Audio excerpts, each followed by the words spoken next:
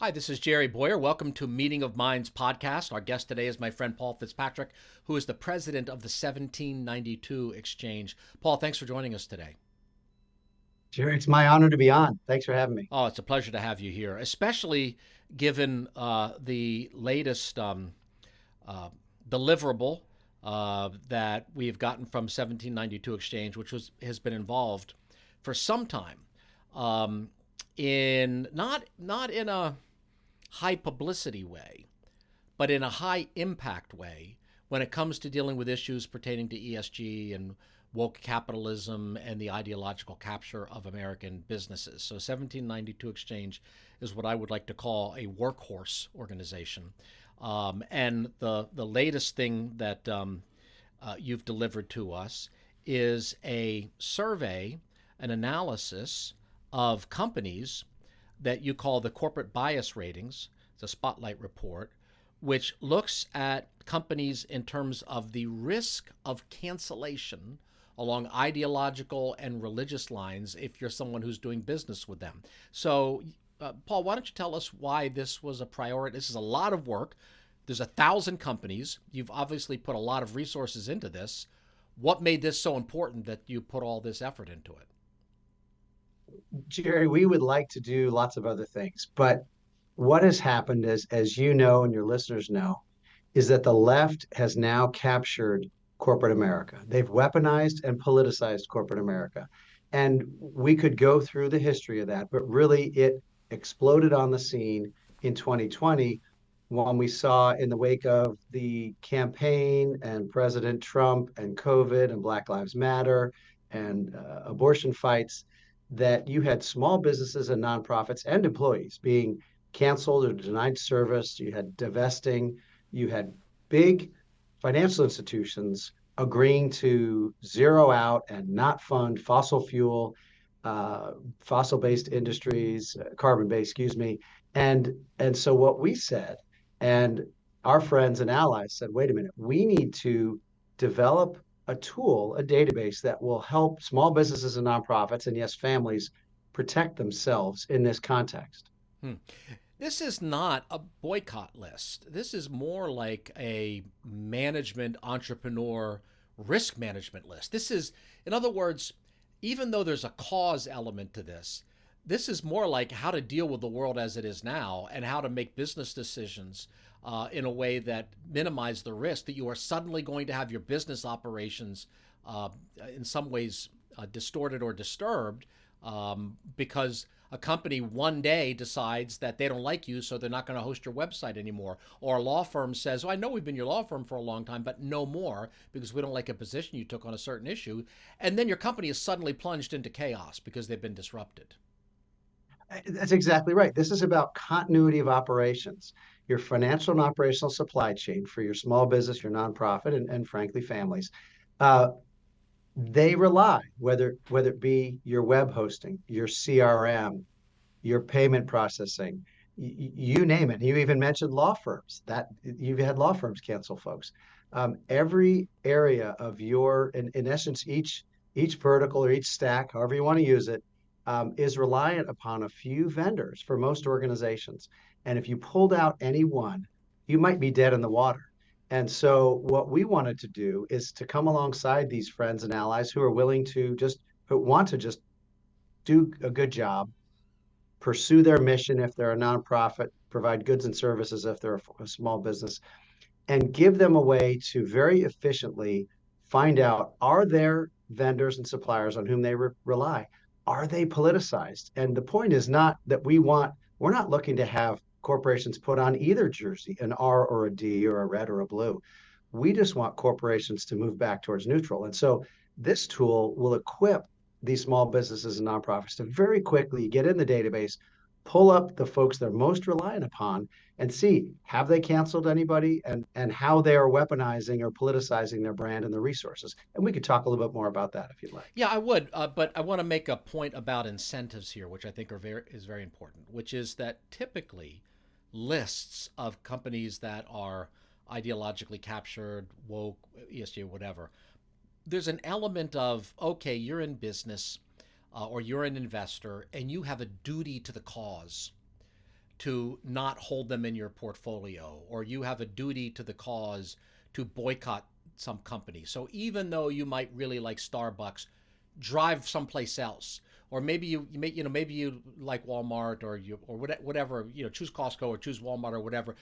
Go to the inconvenience, make your life tougher in order to score one for the cause. Whereas this is different.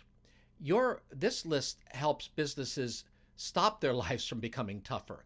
This is self-interest. Now, it might have a cause effect as well, and probably should. If you stop using a supplier, or stop doing business with someone because they become politicized, have a conversation with them about it. After you've gravitated over to the new platform or the new service provider, and not go back and say, now I want to explain to you why we left. But you're not. And this isn't asking people to make a sacrifice for the cause. This is actually helping them keep their businesses running to the point where it's making their lives better. It's making their lives easier, not harder. No, you're absolutely right. It's making their lives easier. And to the point, I just want to be clear. You're right. This is not about boycotting. We do want folks who use the database to protect themselves and to make their lives easier. We do want them to speak and say, this is, I'm staying with you, company X, because you're a lower risk company. I want to thank you for that. We want our users to go in and thank companies that are lower risk.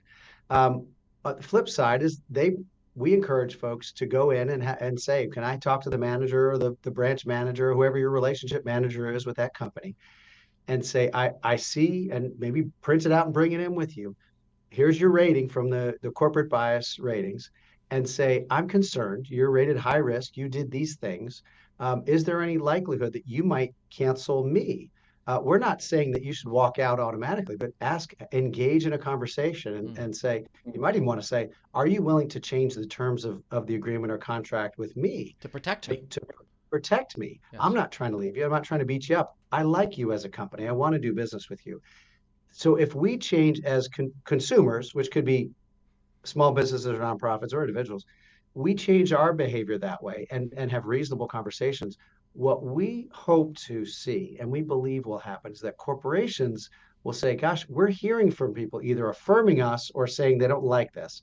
And hopefully that will trickle up to senior management and help them and the allies that we have inside those companies. And I don't mean partisan allies. I mean allies who want the companies to be companies, not be political. That those allies will be equipped to argue, look, there's a whole group of people who just want us to be a good business. Let's lay down our arms on the political stuff. Mm. And so that's even more so. It's to help the corporations move back towards neutral. Interesting. Let's talk a little bit about the neutrality idea, because sometimes you and I have been to the same conferences together often, and in panels, etc. And sometimes there's a debate about neutrality, right? Should do are we're not neutral? Do we want the companies to be neutral? And what does neutrality mean? And from my standpoint, it's precisely because I'm not neutral on politics or religion that I want corporations to be neutral on these issues. Because my conservative politics tells me that politics isn't everything. So, Mm-hmm. because I'm a conservative, I believe the whole zone of state and politics is a small element of human life and should not, Yes. kind of. But for the left, everything's political, right? So, it's not that I'm philosophically neutral. It's precisely because I'm not philosophically neutral that I want to keep politics in its cage, where it has a function, but not outside of that. Because politics isn't a god to me. I don't need everything to be politics. Some things can just be web hosting and printing services and Mm-hmm. all of the rest of it. And I kind of want to clarify that, because I see people within our movement kind of agreeing or disagreeing about the idea of neutrality. We're not saying we're philosophically neutral. 1792, your title tells me that you're aligned with the American founding. You've got a point of view. And it's that point of view that tells you that corporations have a zone and that they should stick to the zone. Does that make sense? It makes perfect sense, Jerry, and I agree 100%. We believe, and I think you believe, individuals should have the freedom in our country to be left, right, middle, or nothing, to speak out all day long on issues or never speak out publicly on issues, to vote a lot or never vote. Of course, we think people should vote all the time, once. And so the but the problem is when corporations use their massive leverage to control speech and to control capital, control goods and services for ideological or viewpoint or political reasons, what it does is it perverts the political process. It undermines the political process. It actually squelches speech, and it really dampens speech. So you really only have left is the few people who are so agitated and motivated that they're really loud on both sides. So you lose the spectrum of voices that kind of brings a moderating tone to our public discourse. So instead, you're just left with someone on the right, someone on the left. They're both yelling, and everybody else is just saying, you know what? I don't want to get canceled. I don't want to get fired. So I'm just going to be quiet. And that's very unhealthy for our system.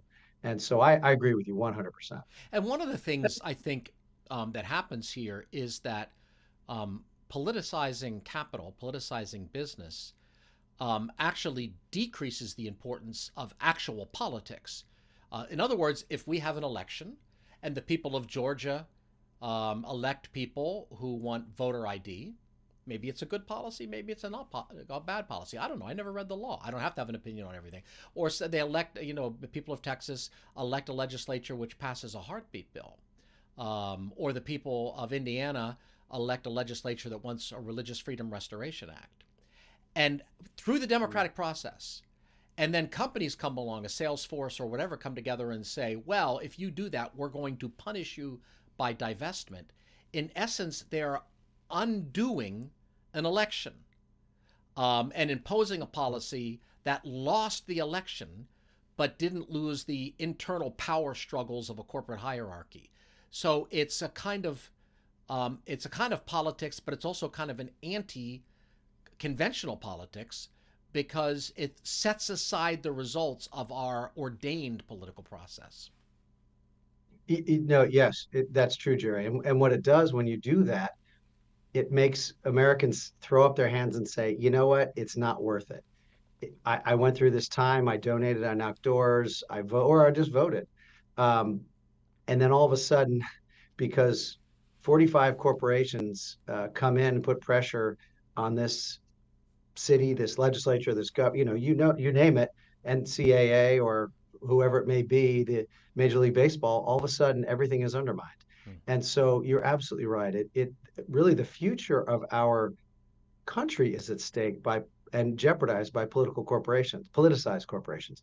And that's both we're talking about on the political and policy side, but it's also on the economic side, on the energy side. We could talk about that as well. Because I can assure you, companies in China are not worrying about their ESG scores. They just want to compete with us and beat us. And frankly, there are companies all over the world who are doing the same thing. Yeah, interesting. Yeah. So, how does a company get on your high risk list? So, I think there's 1,000 companies that are in your index right now. Is that correct? Well, we're at almost 1,100, and we're adding. Oh, you're We hope growing. to All right, 1,100. Oh, we hope to get to a couple thousand by the end of the year. So we're constantly adding, and I will say we review every company about roughly every quarter. So we're updating. Hmm. But how does a company get on there? When we first started, we said, well, let's start with the big companies because often they're touching the most people. But then we shifted our process somewhat to say, who back to our conversation about continuity of operations, your financial and operational supply chain. We started focusing on those and like you alluded to in the ADF's Viewpoint Diversity Index, they did the same thing. I think they focus more on these kind of key corporations that are pinch points with small businesses and nonprofits. So if you pulled one out, it's kind of it crumbles. We started adding a lot of those and those types of companies, which many of them are small, they're privately held, and so it's harder to find information. But so there's a smattering, and I will say now that we've launched, so we just went public with the database. It was shared among friends, password protected for a while, the beta, but we just went public middle of January. Um, And since we've gone public, we've had 1,000 companies be recommended to us. There's a functionality if you, Hmm. whatever your vendor is, you want to find out about, if we haven't rated it yet, you can submit the name. So it's going to take us a while. Now we have another 1,000 companies to do. But that's really how we're doing it. We're looking into the market. What's the demand? What do people care about? And then who are critical vendors for organizations? I think one of the things that's interesting here is that a lot of this activism that's occurred around woke capitalism, or I just like to call it politicized capital, is focused on what I would call celebrity companies. Like we all know the one, like someone's on Tucker one night talking about Disney or someone like that. But often, generally, that might not be the company you're dealing with as a small business owner. They might not be the existential risk to your firm. Adding a bunch of these companies that are sort of back office and service provider makes this a good deal more actionable. It does make it less high publicity. Because when you talk about say the largest 500, even 100 companies in America, there's always a lot of publicity associated with them. But Yes. they might not be part of your daily life that often. Whereas the 1,100 companies that you own, one of those might be the lifeblood for your company. That if they cancel you tomorrow, you're out of business. Oh, that's exactly right. And a lot of businesses, like you said, people have never heard of, but if you're running a small business or a nonprofit, they're essential. And so yes, we're trying to not just go with headlines. Yes, we've done a little media now, and of course we like getting some press because that helps get people's eyes on the database so they use it. But it's Right. not about getting press for ourselves. Right. And so I would say that you've done very well in the business to business space. Whereas a Mm, lot of the other research and advocacy around this has been the business to consumer space. So an yeah. underserved area was the conservative or Christian entrepreneur or even moderate entrepreneur, who's dealing with a company that no one's heard of because it's B2B. All right, so you've described to us how somebody gets on the list, meaning you're evaluating them in your corporate bias ratings. How did they get Mhm. on the high risk list? What is there, about 150 out of the 1,100 that are high risk? Uh, the high is 150. You're right. Right. That's a good, yes, Yeah. exactly. So How how do you does get someone on? get on that naughty list? Well, number one, it's basically a pass fail from a perspective of, if you've canceled a vendor, an employee, a customer, um, divested for ideological or political reasons. That's basically a pass fail. But we have six criteria. That's the first. The other we look at is their charitable giving. Are they in their matching programs and their corporate giving? How they handle it? How they handle religious organizations or not? Um, Third is their employment practices. Are they protecting the viewpoint of their employees? Fourth is how are they using their corporate reputation or brand? Are they politicizing it? How are they using the corporate funds to advance ideologically divisive agendas? And then finally, how is the corporation using their corporate political contributions? We know big public companies, they're going to get involved politically. That's fine when it's related to their industry. But when all of a sudden they're getting involved in political fights that have nothing to do with their company, that tells you something about them. So we do have a numbering system, and then we come up with an overall number. So they come up with high risk, medium risk, or lower risk, because we don't want to say low risk because we can't guarantee. Hmm. But that's how we do it. And I will say, this is not intended to be at molecular level specificity. We're not launching the space shuttle here. We want to give a directional tool to help people make decisions. This is a data point among many. We also remind people this is not intended to be, investment advice, but we do believe that our data can inform lots of different decisions, and really, we're just trying to make it time efficient for folks. And by the way, we recommend that folks get in and look at each of the six criteria, because what one user, one area, or one of the criteria may be more important to them than another Hmm. user, another criteria for another user. And we do encourage folks to look at the footnotes, because it may be that whatever that company did that caused them to have a higher or a medium risk rating may not be as big of an issue or a concern. And that we're just saying, we're taking our viewpoint, and what we want folks to look at the details. I've been using this. We at Bowyer Research have been using this kind of like there's with medications there's off-label usages, right? So this is designed to, as you say, to apprise the risk of cancellation in dealing with a company. But a lot of the work that we do is from the investor side, from the shareholder side. So Yes. I've been in conversations with companies. Um, over proposals, for example, on politicization. You're getting involved in non-core politics. What do you mean we're getting involved in non-core politics?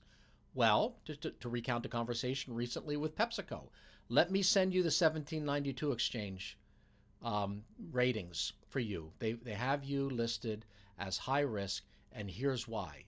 We've never heard of them before. Well, they're new. That's why you haven't heard of them before. Yeah. But now we've got something to work off of, and now you've got they could come back and they could say, "Oh, well, we looked at that report and it's inaccurate. We never did give to such and such cause, or we never did endorse that." They haven't done that, by the way. With none of the companies that we've sent the report to have said, "Oh, they haven't disputed the accuracy of it." So this is something that can also be helpful in other ways. Or, if you're a customer and you want to talk to the companies that you're doing business with. But what's nice is that there's documentation. And I just happened to be looking at another one. You mentioned the charitable donations. I'm in negotiations with another company for a proposal where we want them to disclose their charitable contributions and how they make them. And I'll say the name of the company. It's Merck, and I just looked Merck up, and you said they'll permit donations to religious organizations as long as the donation is designated towards a program focused on the betterment of community in general. I just looked that up last night. I forgot about looking on the 1792 exchange. Mm-hmm. They won't match the grant to a merely religious organization. It has to have a secular purpose. Well, that tells us what they think. Okay, Merck, what you're saying is that that a church or a synagogue is not worthy of your support. It's not socially beneficial in its religious function. So even if your employees are giving to it, you won't match those grants, but you will match grants to other organizations, including maybe educational organizations that have an atheistic point of view. You're not neutral on this. That's you're saying religion is not socially beneficial. That's a point of view. And by the way, it's a point of view that is not supported by the data. So I'm finding this useful. Just even as we're talking, as you're talking about it, I'm sort of doing some research on the sly here on my laptop. This is a very useful resource. Well, no, great. We hope that is the case. And we think very smart people like you are going to actually use it in ways we didn't even anticipate. So we hope folks will let us know good uses of it. And I will say, you mentioned something there. I'll just mention in the last 24 hours, I've had conversations with two big public companies, and they were questioning some of the information in their ratings. And we want them to do that. We want them to reach out to us and to say, "Hey, you're wrong," because we want to be fair. If we're inaccurate, we will correct the record. And those two corporations, we're talking to them. Now, some of it is it has to do with timing and context, and we're trying to, and we are being fair, but we're using that as an opportunity to have a conversation with them to say, we want to help you. We're not trying to beat you up. We're not a boycott database, as you said, Jerry. Right. We're trying to help you get to the spot where you're not dividing your employees and alienating customers. That is just not a good place to be. And so those are private conversations, and we are happy to have that. And we look forward, hopefully more, maybe even some who are eagerly listening to and watching your podcast, Jerry, will know that to shoot an email, get on our site, and ask to have a conversation. That's one of the things we want to have a fair process to adjudicate any questions, and so we're doing that right now. Yeah, and this is a really important point that you just made. Enough that I want to kind of loop back to it. A lot of our zone is attacking companies, right? And we've got allies. And look, listen, some of them have earned it. I get it. Some of these companies have just gone beyond the pale. But Yeah, if you're doing business with a company, or if you're invested with a company, there's something good there, right? If you're already dealing with them, if you're a decent business manager and you've chosen a company to do your web hosting or to do some kind of other supply function, Well, you did your due diligence. They're a good company. They've got something going on. Or Yeah. if they're in your portfolio, Hmm. I've mentioned some of these companies. Hey, I Yeah. just had a conversation with Walmart. I ended on the conversation. You are an incredible operating company. It's amazing. And that's why I have clients who are invested in you. You're not really good as a think tank or an activist organization. So when you wander off, and you say that, yes, we have a responsibility to shareholders, but we also have responsibility to stakeholders, and that's the planet and unions and everybody else under the sun. We have responsibility to penguins and koala bears. Well, yeah, hold on. That's really not Hmm. your responsibility. So this should start from a position of affirmation. You're extremely good. That's why we're doing business with you. But your recent actions have caused us to be concerned about whether we're going to have access to your excellent services, or have caused us to be concerned that when we invest in you, we're getting good returns, or we think we're going to. That's why we're investing. We hope to. We're aiming for that. But then we're seeing our money used against our values. So this, I think, largely this is if this is used the way you want it to, and I think the constructive way is to make good companies better, not to make bad companies good or to trip up bad companies and embarrass them. No, no, we want great American companies to be even greater and to compete globally, and just be good neighbors. Uh, and I will say also, there are people of goodwill who agree with us inside these companies, but they feel silenced as well. The same kind of the same mob mentality that causes people to be silenced in the public square is even stronger inside corporations. So we want to come alongside as help to these folks, not harm them. And as you know, roughly three-quarters of all dollars in the stock market are tied one way, shape, or form to retirement. I mean, Americans' retirement security depends on this. Hmm. And so yes, we want to engage with corporations. We're thankful that you are having those constructive conversations.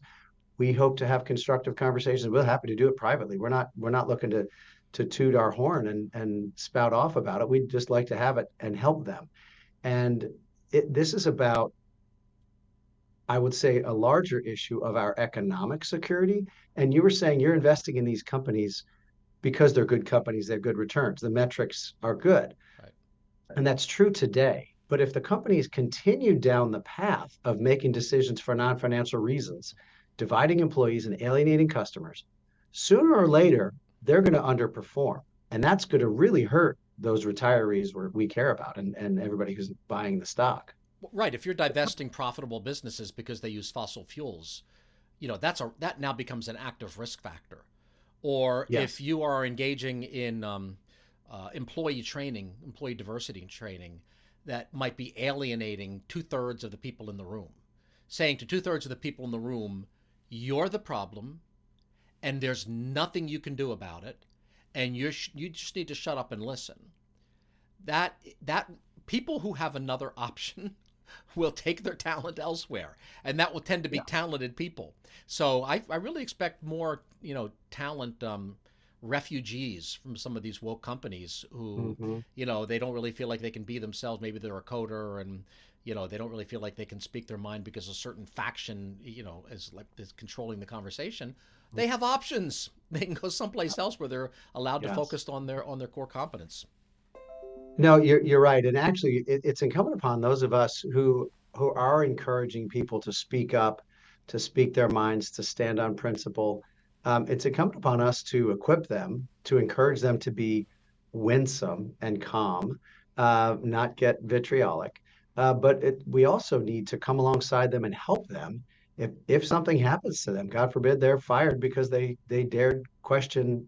And some of these are religions. I mean, if you look within ESG, these are religions to people, and some people are getting fired for questioning those religions. We need to help come alongside them to provide them jobs. But ultimately, like you said, these are going to be courageous people who are free thinkers. Those are the kinds of ones you have They're that you valuable want to have people. in You your don't want company. to drive them out. No, they're going to be innovators. They're not the groupthink people. You don't have a lot of inventions from groupthink. So that's where I agree, and I think the companies that attract people who have a diversity of viewpoints, and can tolerate others with diversity viewpoints, we think those companies are actually going to outperform the others. Well, it's interesting if I'm like switching hats. I'm also involved with designing indices and money management, and that includes international equity indices.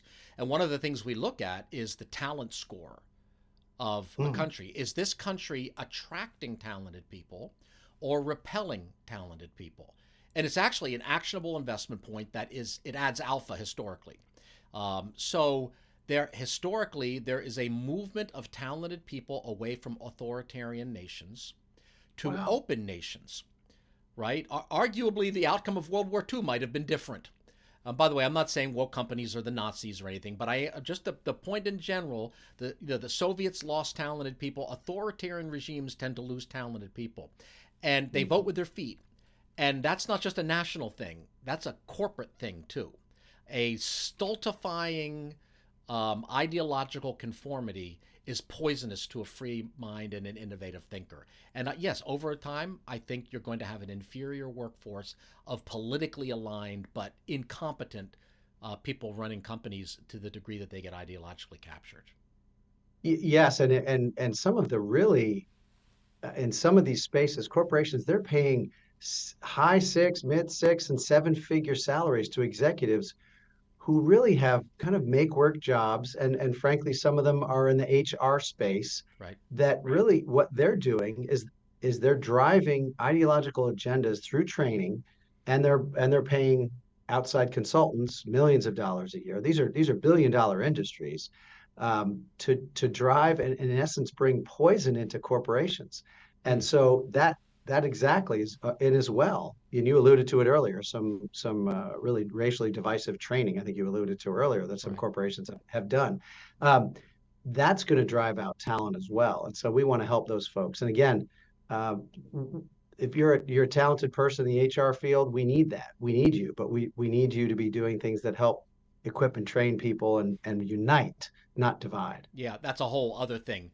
We need Yeah. a vibrant industry of diversity training people who believe in true diversity, not Yes. not ideological or racial division, not these make work jobs that are almost make worse jobs.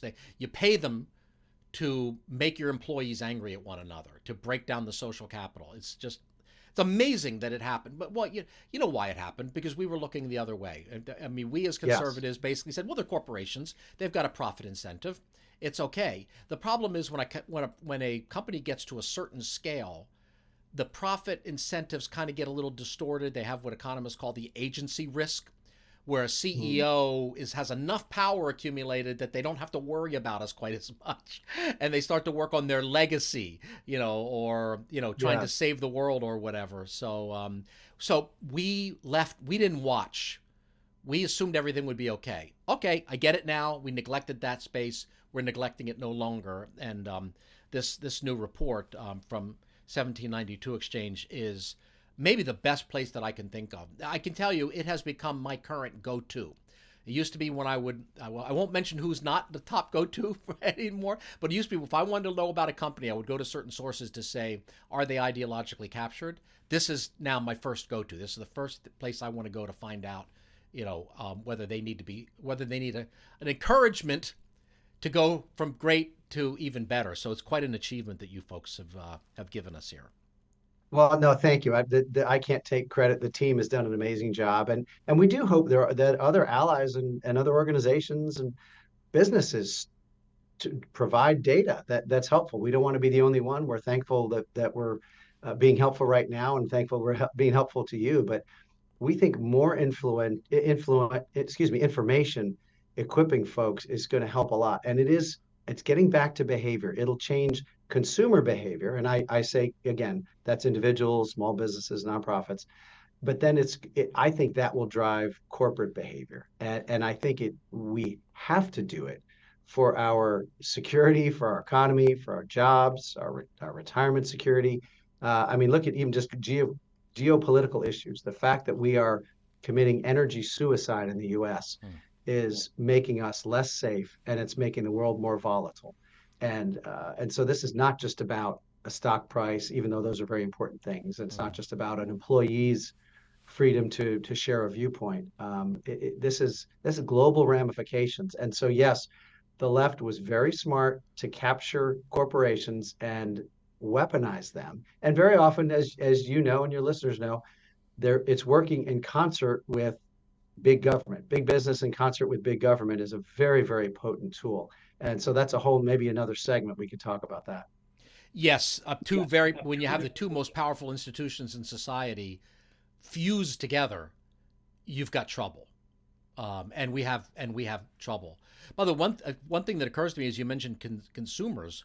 One of the largest consumers is governments, including state government. And one of the things that I'm hoping is that this will be a great resource for treasurers, comptrollers, even auditor general, the people, financial officers, like the wonderful folks at State Financial Officers Foundation who are really taking up this issue, which is to say, listen, like we just had Allison Ball on the program, and based on what the legislature said, to say, well, wait a minute, we're doing business with you as a bank, but you're boycotting or threatening to boycott or pressuring somebody else to boycott one of our most important industries. So why should we be doing business with you if you're trying to harm us? And this is something I think we're seeing a lot of red states, and I don't know, maybe we'll see some moderates, if there's any left in the blue states, the financial officer level, to say basically politics is fine, politics is politics, keep it out of finance. For instance, I'm here in Pennsylvania. We're highly dependent on natural gas. So I know that this is of concern to our treasurer. Basically, this is a useful tool for local government officials, especially state government officials, to start to evaluate who they're doing business with. Oh, I think that's absolutely right, because there are two things that corporations can undermine. They could undermine the economy and the businesses within a state. For example, we know the examples of pension funds in Texas handing over their dollars to big asset managers that then vote and support resolutions, maybe forcing Scope 3 emissions in support of Scope 3 climate, emissions measurements for oil and gas Let companies. me stop. That got a little Yes, technical. So let me explain yeah, what Scope 3 is. good. Normally the divestment is don't do fossil fuels, right? Don't be a fossil fuel company. But what they keep doing is expanding the idea of being involved with fossil fuels so that you're not just responsible for what you as a company do, but now you have to stop doing business with people above you in the supply chain or downstream from you in the supply chain. So Scope 3 is expanding that so that you're a bad company. Maybe you don't use a lot of fossil fuels, but your customers use a lot of fossil fuels. So their badness kind of comes onto you, and therefore we're going to vote against your board of directors, or we're going to pressure you, or we're going to protest. So that when we're talking about Scope 3, that's what we're talking about, Yeah. making you responsible for everybody that you're doing business with, maybe 2 or 3 levels removed, which is absolutely ridiculous. No one can take responsibility at that level. Exactly. So I was saying you had Texas teachers and first responders and state employees, their dollars, their retirement dollars, being the shares being invested and then voted in a way that undermines Texas industry. And so that makes no sense. So it's been what you've seen, as you said, you've seen the treasurers and State Financial Officers Foundation and the attorneys general, and now increasingly state legislators. And they're doing that right now as we speak. Many legislatures are engaging. So that's the economic side that Mm. corporations can undermine for a state or a locality. The other is on the values side. These corporations could be supporting or denying rights that are very important to the values. Could be the Second Amendment. It could be corporations promoting, subsidizing the abortion agenda. Maybe the people in that state, they don't want to see that. Maybe they've passed laws to eliminate abortion. Yet here are corporations that are using the dollars from either the contracts with the state itself or the pension funds to actually undermine those values. And so that's another way where a politicized corporation actually undermines. So you're absolutely right. We need state officials to arm themselves with information and then to use their leverage to push back on these companies. Again, not to make them red companies or Republican companies or companies of faith. We're just saying to move to depoliticize, disarm, and move Mm. back towards neutral. And to flesh out that abortion a little bit, what we've been seeing is proposals that essentially are pressuring companies to divest from pro-life states. So, in essence, it's study the risk of doing business in states that limit reproductive freedom. So you might be part of you might have state dollars. You might be a pension manager, or just a citizen, and your pension dollars are being used to vote to pressure a company to take business out of your state. Saying to a Walmart or a TJ Maxx, whatever, well, maybe you don't want to do business with North Carolina, because they're considering a pro-life, they're considering limiting Yeah. reproductive freedom. So their pension assets are being used to vote to divest from the state. That's unconscionable. And so Yeah. how does it happen? Simple. It's buried in the details. So, I mean, basically, if you look at a portfolio with typically like a state would have maybe 2,000 positions, 2,000 positions is something like 20,000 proposals. So somewhere Mm. in the middle of that is something that says gender equity, but it's not gender equity. It's really abortion. Yeah. And I know that these red state treasurers are coming under fire, but it seems to me I don't see how they could do other than what they are doing, which is to protect I mean, they've sworn to protect the interest of their citizens. How could they not take the actions that they're taking and say that they've upheld their oath of office? It's absolutely ridiculous to attack them for doing exactly what they're elected to do. All right, I've used more Yep. of your time than you probably have available. Anything else you want to add, Paul Fitzpatrick, before we end this? Anything else about this new Spotlight report or anything else coming down the pike? Anything you want to tell us about 1792 Exchange? Oh, sure. No, thank you, Jerry. This is this first Spotlight report. It's called the Corporate Bias Ratings, and you can get it at 1792exchange.com. Spell out it's the number 1792exchange.com. And it's very easy. You can type in the name of a company, or you can search by industry. You could search by, you say, I only want to see banks that are lower risk. There are different ways of filtering. We're used to doing that in shopping websites. I will say there are going to be some other tools in this Spotlight report in the series coming out in the future. Just a little teaser. I won't say what they are, Good. but we're excited about those. And we're just looking to educate folks. And to your point, Jerry, educate elected officials, educate American citizens, and folks inside corporations. But I will say thank you for what you do to educate your folks through this podcast and through your business. You do an amazing job. And the way you can weave wisdom and facts is just amazing. And so, and you're winsome. So I appreciate, encouraged by being with you, and hope lots of folks are listening in. Well, thank you. Thank you for that. Winsome, I don't know, you might have caught me on a good day. Sometimes I'm not quite as winsome, but thank you. Those are very, very kind words. www.1792exchange.com, 1792exchange.com. Just go there now and think about a company you're doing business with, or a company you're just curious about. Put it in the search engine. With 1,100 companies, it's likely to be there, and just find out who you're doing business with and whether you still want to be doing business with them or not. Paul Fitzpatrick from 1792 Exchange, thanks so much for being with us today. Thank you, Jerry.